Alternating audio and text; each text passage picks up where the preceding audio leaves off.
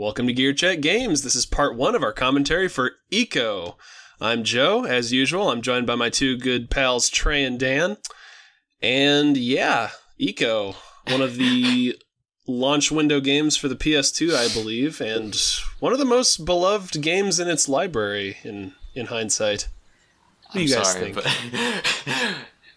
with the knowledge that I have about what this game has in store for us, I couldn't help but laugh to myself. I don't know why, but I just imagined in the opening part where it's thrown through the company, it's just one of the company names that pops up is the thing that where it just goes like Nintendo. Wahoo! Then it cuts to like no, don't worry. this. Nintendo hasn't completed their acquisition of Sony just yet. Are those the birds Eco is safe for now. Are those the birds from Majora's Mask's beach? I don't know. I mean, maybe they couldn't find work. The birds from Majora's Mask. This is the kind of quality you can only get from your pals at GCG. But anyway, yeah. So Eco is a game that I think most people are aware of in relation to its more successful sequel, Shadow of the Colossus. Although, I mean, technically it's not really a sequel. Many people even know that Eco exists.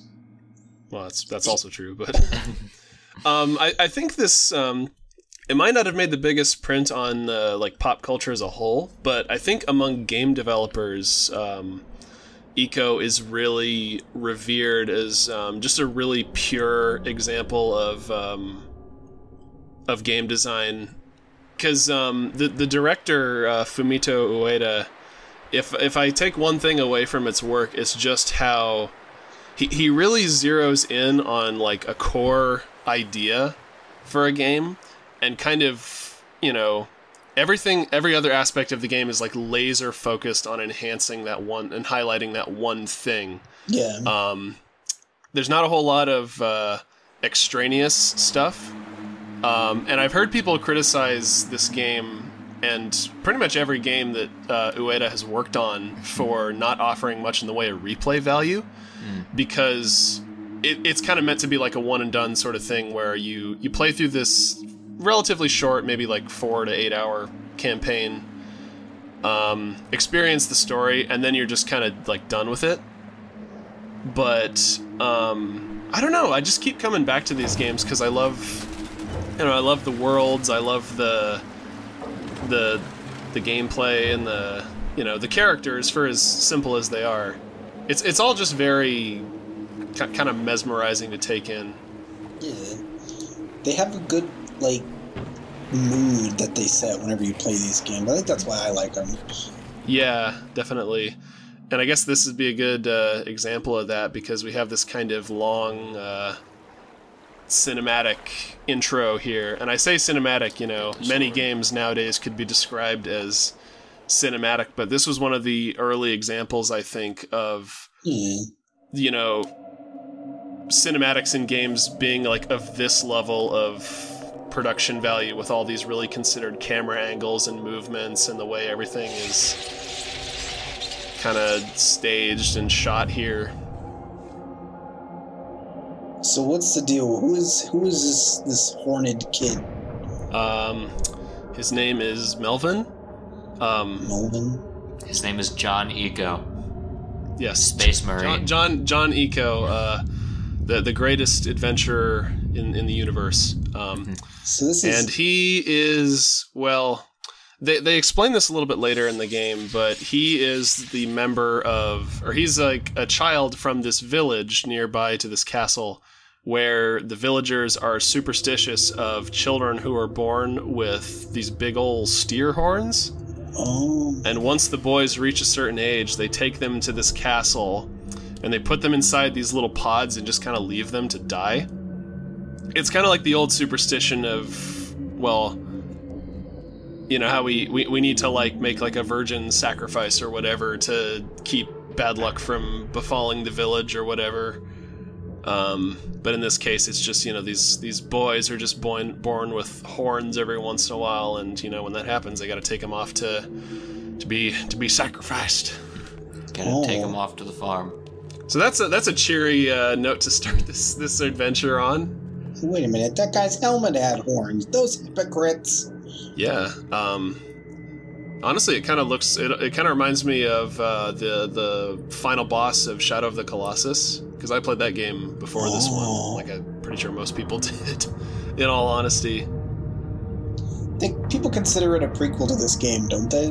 Yes, story-wise, it's implied that Shadow of the Colossus takes place before this. Yeah. Because that game has kind of elaborates a little bit on, you know, the possible origin of this like horned kid curse. Yeah. But like I said, the storytelling in these games is very minimalistic. In fact, a lot of the details you kind of have to infer because they're not explicitly stated. Dead. That's a severed spinal column. Yeah, there are many times in this game where I swear Eco falls like on his head and just like he shouldn't be alive after that, and yet he is. Turns out the horns are actually good luck. So, did none of the other kids just think to shake the ball? No, I think. Well, the I think foundation Eco under was his specifically was like crumbling. Yeah, Eco just got lucky that his was, you know, dilapidated. Oh. I guess the main characters in these games have to have a tabard, don't they? Yeah. Well, yeah, otherwise there wouldn't be a game. Yeah. Another interesting tidbit about like the technical side of this game is that, you know, a lot of games, especially nowadays, to achieve, you know, photorealistic human animation, they'll use motion capture. You know, they'll suit people up and get capture data to like assign to the 3D models to, you know, give the animators more of a reference for how people should move. But Eco, and I think most of Ueda's games, if not all of them, are entirely hand animated.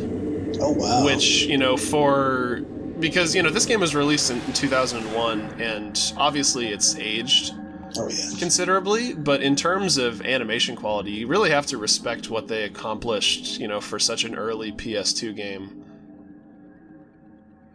Mm-hmm. Especially given that they were doing it all by hand. You just wake up in the pod room. Yeah. Well, I think that was just a dream because it conked his head. Yeah, I wish. I bet he wishes. So yeah, now we have control of Eco. I guess one thing about this game that's kind of aged is the fact that it all takes place from fixed camera angles. You know, it's not quite as restrictive as something like Resident Evil because it does kind of track with you. Yeah. And you can move the camera considerably using the right analog stick, but it always kind of defaults back to this, you know, its default angle whenever you let go. I mean, it doesn't seem to hurt the gameplay. Like, no, I never really. I can't think off the top of my head of any situations where not being able to like rotate the camera caused me to miss something, because this is a puzzle game. Except for the level where you have to run towards the screen away from the boulder that's rolling after you. Oh, thank God that. Oh wait, no, that was Crash Bandicoot. Yeah, different PlayStation game, Dan. Different PlayStation game. Speaking of the PlayStation, I recently learned that this game was supposed to be a PS1 game originally. But they just couldn't get it working on the hardware, given how like technically demanding it was. Oh yeah, I think something I remember from playing this on my own that didn't really get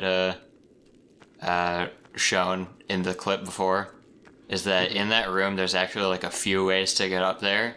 Like you can either climb on the chain or climb on a stack of boxes or like climb up some like handholds on the wall. Oh yeah. So it's like. Yeah, it's either that room or there's another room like that. But it's neat how they kind of have those different options.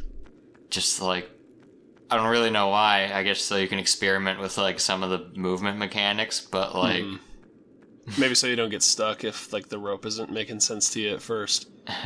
They're doing a lot with lighting here. Like, most of the places you're in are very dark. Mm-hmm. Yeah, I was kind of taken aback when I first started playing this again. And viewers, let me know if this is a problem. I presented this footage, like, I didn't do any color correction on it because I figured, like, this is how it's supposed to look, I think. Yeah. What, you do color correction on your footage? No, I never have before. I never felt like I needed to. But this, I was playing this the other day. I had all of my curtains drawn, all the lights off in my room, and I still could not see a damn thing in some of these rooms.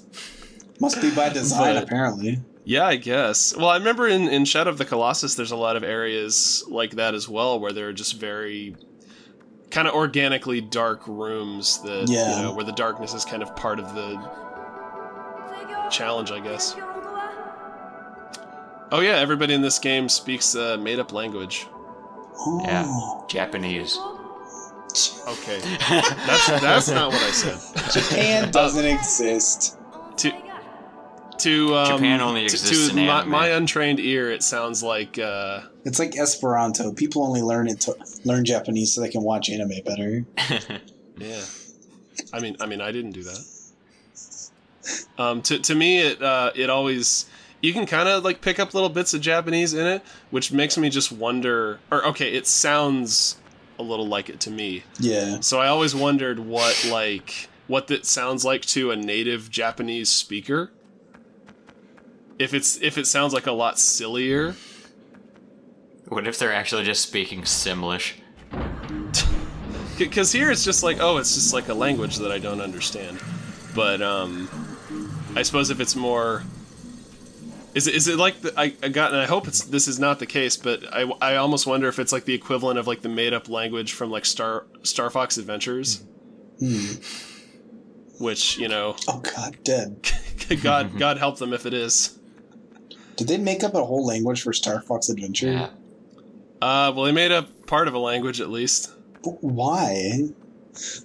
To immerse you in the world of general scales. Oh, bingo bongo jigu general scales. It's this, Dan, come on. Bligo blah blah blah planet gore. You call yourself a Star Fox Adventures fan? It's Lee Doomsu Tavuk. General scales! Wait, is that literally how that part goes? It's just like gobbledygook and then general scales? Yeah. Oh my god. Oh my god. Why are we talking about Star Fox Adventure? Okay, because I brought it up. I'm sorry.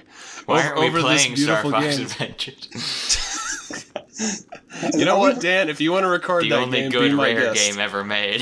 Oh boy! Is anyone here actually going to pay $13 to their local game shop to take that game graciously off their hands? I own Star Fox Adventures. I have it in the basement. You know, Trey, it's sad to say, but one day I probably will, because I've always been curious. Curious. That was on the Hot Clips collection on the Ocarina of Time Master Quest bonus disc. I was wondering about that game. It took me so long to beat that game just because there was a button mashing like thing that I couldn't beat. I had to get my uncle to do it for me. Oh, we'll be doing plenty of button mashing in this game because I'm not very good at the combat. But anywho, so this is one of the only characters we're going to meet along the course of the game. Her name is Yorda. She's a ghostly lady. I don't know if she's really a ghost. Spiderese. Yeah, if you thought Eco's language is incomprehensible, get a load of this.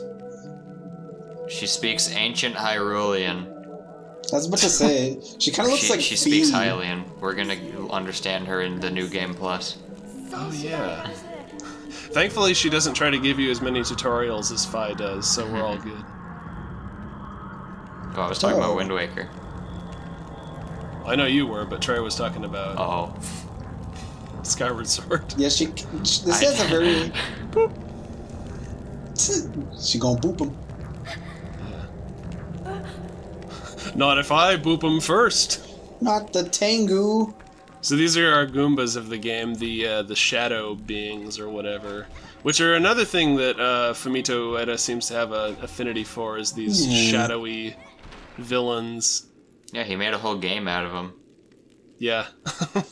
God, the lighting got even worse in this room. You can barely see anything down here. Yeah, it's the same room. It's all good. You can see Yorda, and that's all that matters. She's just glowing.